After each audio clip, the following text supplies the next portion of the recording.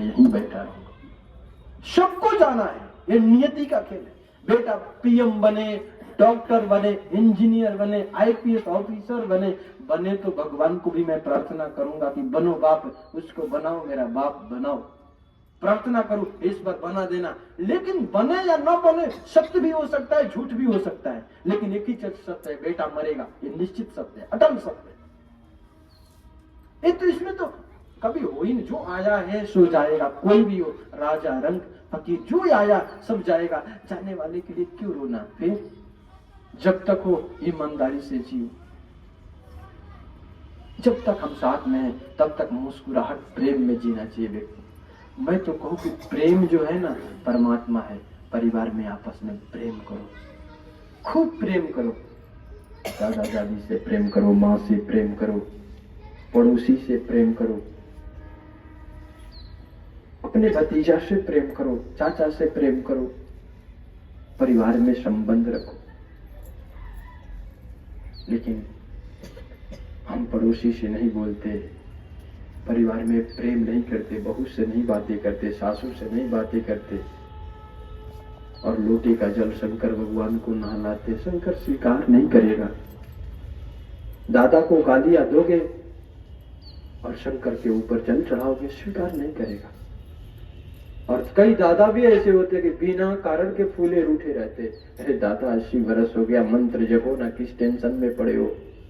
कई माताओं को मैं कहूंगा कि माताएं ये सब टेंशन वाली छोड़ करके राम जपो, राम जपना चाहिए, केवल हरि जपो। सबका निचोड़ है हरि जपना। कई लोग पूछते क्या पूजा करे, क्या पाठ करे, ये पूछना सही बात है, पूछना चाहिए। आपकी जहां रुचि है ना, आपके जो इष्ट देवता हो, राम हो, शिव हो, कोई भी हो, बस उनकी पाठ करो। आपकी जहां श्रद्धा है ना वहां करो, यहां वहां भटकने। कई लोग होते इनको भी करेंगे, इनको भी, सबको सम्मान करो, लेकिन रुचि आपकी निष्ठा एक में होना चाहिए। एक साधे सब सधे, सब साधे सब चाहे, एक में निष्ठा हो, कोई एक सम्मान सबका करना है, किसी को निंदा नहीं करनी, एक को साधो कोई भी चीज को। परमात्मा कहां है कहां नहीं है ये प्रश्न नहीं है, आपकी श्रद्धा कहां है। यदि आपकी जहां श्रद्धा होगी ना वहीं परमात्मा प्रकट हो जाएगा। हमारे ऋषियों के चिंतन इतने प्यारा था, इतने सुंदर था। ऋषियों ने वृक्षों में परमात्मा देखा, इसलिए तुलसी और पीपल को पूजा। हमारे ऋषियों के चिंतन इतने प्यारे थे कि नदियों में परमात्मा देखा, इसलिए गंगा, यमुना, सरस्वती, भागीरथी सबको पूजा। हमारे ऋषियों के चिंतन इतना प्यारे थे कि उस पहाड़ में भी परमात्मा देख लिया, इसलिए गिरिराज जी जो गोवर्धन में है, मथुरा जी में, उनको पूजा। गिरनार जो गुजरात में जूनागढ़ में है, उनको पूजा। ऋषियों के चिंतन देखो। इसीलिए परमात्मा कहां है कहां नहीं है ये प्रश्न किसी से मत करना और नहीं सुनना। आपकी जहां श्रद्धा है वही परमात्मा प्रकट। आपकी जहां श्रद्धा हो, कहीं ना कहीं तो श्रद्धा होगा। अब कई लोग कहते हैं ये हनुमान चालीसा करने से क्या होगा, हनुमान चालीसा क्यों करते हो। अरे आप नहीं करते हो तो उसको भी करने दो ना। आप तो खुद छोड़े हुए हो और उसको जो बेचारा करता है तो उसकी निंदा करते हो। हनुमान जी एक ऐसा जीवित परमात्मा है, देवता है, जो कि करने से सब कुछ हो सकता है। हनुमान चालीसा करिए।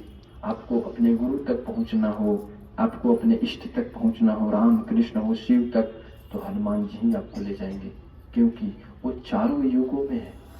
जब आप सब रामायण की कथा सुने होंगे, मैं संतों से सुना हूं, ऐसा कहा जाता है कि सब लोग जब भगवान राम के साथ गोलोक धाम जाने लगे ना, तो हनुमान जी भी आने लगे ना। हनुमान जी को राम जी ने कहा नहीं, अरे आपको कलयुग तक रहना है, रहो। हनुमान जी अभी कलयुग तक है। सुबह जग करके सूर्य की उपासना करो, सूर्य भगवान को अर्घ्य दो। कई लोग कहते सूर्य को जल चढ़ाने से क्या फायदा। तांबे के लोटा में जल लेकर के सूर्य के सामने हम जब अर्घ देते हैं स्नान करके सुबह सुबह लाली माँ को, तो जो सूर्य की किरण जल से होकर आएगी आपके माथा के केंद्र बिंदु को कितना मजबूत करेगी आप नहीं जानते हो। ये वैज्ञानिक बहुत बड़ा आपका इसका बहुत बड़ा रोचक तथ्य है, इसका बहुत बड़ा कारण है, लेकिन आप करते ही नहीं। सूर्य जब तक होगा तब तक सोए रहोगे। सूर्य आपके दरवाजे तक आ गया फिर भी आपकी दरवाजे बंद है। अरे ब्रह्म मुहूर्त में दरबार को खोलो अपने गेट को, और फिर झाड़ू करो, पोछा करो, स्नान करो, फिर एक दीपक जलाओ अपने दरवाजे के सामने नीचे, फिर देखना लक्ष्मी प्रवेश करेगी। फिर थोड़ी मौन होकर के धूप जला दो, पूरे घरों में शांति से बैठो, पाठ करो, और जब देखो कि सूर्य की लालिमा आ गई, हमारी पाठ पूरा हो गए 1.5-2 घंटे में जितना देर हो, फिर सूर्य को जल लेकर के उसमें थोड़ी शक्कर, थोड़ी अबीर गुलाल डाल करके फिर सूर्य भगवान को फिर अभिषेक करो। देखो फिर कितना होता है। फिर कभी दुखी ही नहीं हो पाओगे आप, कभी आपको दुखित कोई नहीं कर सकता। आप सुबह सुबह जगोगे, तुरंत फोन उठा लोगे, किसका मैसेज आया, किसको गालियां दो, किसको सुनाओ, किसको हाल चाल पूछो। ये हाल चाल पूछने में सब टक्कर होती है माइंड का, ये निगेटिविटी ऊर्जा मिलती है। फोन को तो समय रख दो फ्रिज में। हाँ, फ्रिज समझते हो, बर्फ रख करके कटोरी में और फोन रख देना उसमें। ना ना ऐसे नहीं रखना, मैं ऐसे ही बोल रहा, पक जाएगा। आपकी फोन होती है ना, इसलिए जहां मैं रुका हूं ना उधर एक साधक जी के पास, वो एक बाबा इतने जोर जोर से फोन पे बातें करते हैं, उनके बगल में कोई रहते हैं, वो पत्नी को जोर से कहेंगे चाय बना के नहीं, अरे कोलगेट कहाँ है। मैं तो कहूँ पत्नी किसी की गुलाम है क्या तेरा। जिस घर में नारी का सम्मान नहीं होता ना, अस्मिता और लक्ष्मी नष्ट हो जाती है उस घर का। महिलाओं का सम्मान, माताओं का सम्मान होना चाहिए। जिस घर की माताएं अकारण रोती हो ना, अकारण बिना कारण के आंसू बहाएगी, उस घर की स्त्रियां, उस घर के ऐश्वर्य नष्ट हो जाते हैं। माताओं का सम्मान होना चाहिए, और माताओं को भी चाहिए कि बगैर कारण के आप ऐसा कभी कोप भवन में मत जाया करो। आपके कोई बेटा, आपके कोई बेटी बाहर पढ़ लिख रहे हैं ना, ऐसा क्यों करते हो, उनके जीवन क्यों ऐसा लाते हो। सम्मान होना चाहिए दोनों के तरफ से, एक दूसरे को प्रेम बांटो, एक दूसरे को आदर बांटो। पति की चाहिए कि पत्नी को खूब आदर दे, प्रेम करे, और पत्नी को चाहिए पति को आदर दे, तो ही चल पाएगा। इतना संदेह में क्यों, बहुत संदेह होता है, संदेह नहीं होना चाहिए। कई लोग तो इतना संदेह में रहते हैं ना कि एक दूसरे को संदेह करते हैं। 3 करोड़ की शादियां होती है, 3 दिन बाद तलाक। ये नौबत ना आए, भगवान न करे किसी के घर में ऐसा। भगवान वो पूछता है ना, जैसे कई लोग तो बोलती बंद कर देते पति पत्नी कई महीनों तक। हमारे राजस्थान में आपको बताऊं कि नहीं, हम नहीं बताएंगे, हर चीज बताने की जरूरत नहीं, आप इतना ही समझ लो। कभी बात की बात बताएंगे। तो सुनो क्या हुआ, वो माता जी थी ना और वो पति देवता, अब दोनों में बोलती बंद थी कुछ दिनों से, और थोड़ी ठंडी का मौसम था। ध्यान से सुनिएगा, ठंडी का मौसम था, तो बहुत दिनों से उनकी बोलती बंद थी। तो वो माता जी, शांति से सुनिए, वो माता जी ने क्या की, वो पति भी नहीं बोल रहा है, पत्नी भी नहीं बोल रहा है, दोनों में कोई नहीं बोल रहा है। बोलना तो चाहता है लेकिन शुरुआत कौन करे, चिंता तो बात की, कौन करे शुरुआत, कोई बात। तो माता जी ने अग्नि जलाई, सुबह सुबह सेक रही थी अग्नि को।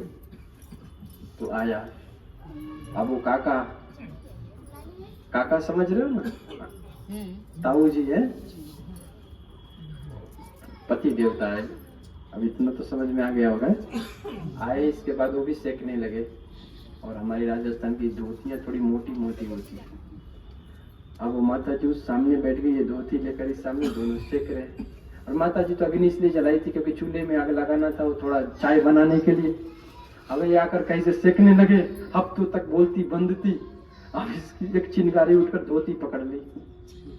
अब एक काका को दिख नहीं रहा था, बेचारा काका क्या करे, वो माता जी को नहीं रहा गया है। तो भारतीय नारी क्या करे, सहन थोड़ी होगा कि विदेश की महिला है, कोई बात नहीं, भारतीय नारी का बहुत बड़ा वेदना होता है। बोली कि मैं तो अग्नि जलाई हूँ, किसी की धोती जले इसमें मेरा क्या, कहा करके चल दी।